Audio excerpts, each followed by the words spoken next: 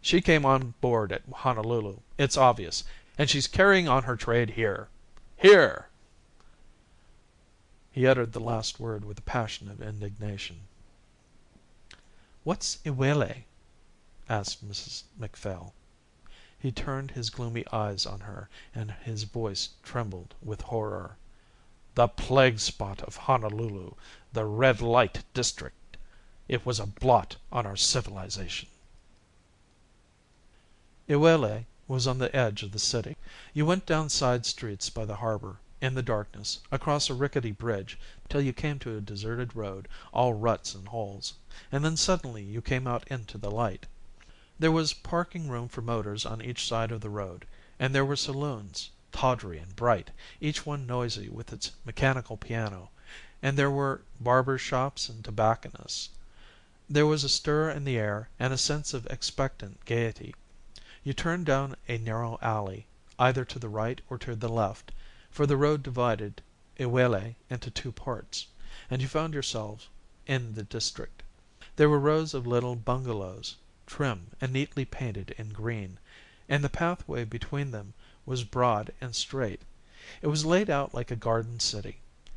In its respectable regularity, its order and spruceness, it gave an impression of sardonic horror.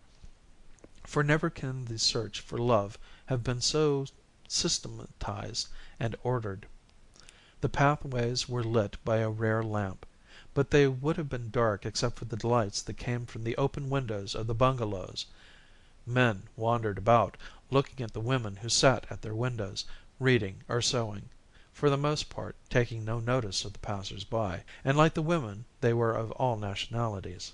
There were Americans, sailors from the ships in port, enlisted men off the gunboats, sombrely drunk, and soldiers from the regiments, white and black, quartered on the island.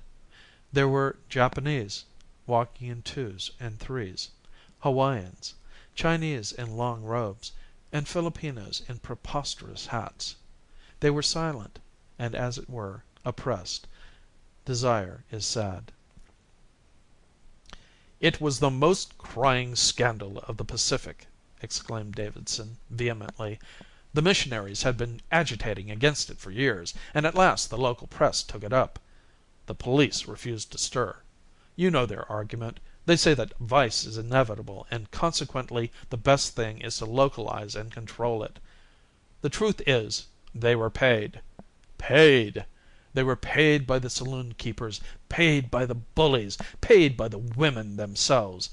At last they were forced to move." "I read about it in the papers that came on board in Honolulu," said Dr Macphail.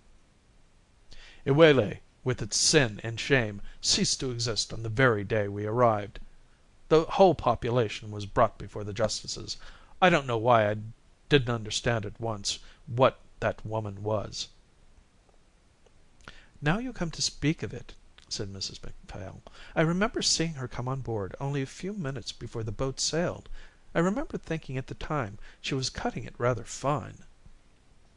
"How dare she come here!" cried Davidson indignantly. "I'm not going to allow it." He strode towards the door. "What are you going to do?" asked Macphail. "What do you expect me to do? I'm going to stop it. I'm not going to have this house turned into—" He sought for a word that should not offend the lady's ears. His eyes were flashing, and his pale face was paler still in his emotion. "It sounds as though there were 3 or 4 men down there," said the doctor. "Don't you think it's rather rash to go in just now?" The missionary gave him a contemptuous look, and without a word flung out of the room. End of Part 1, Rain.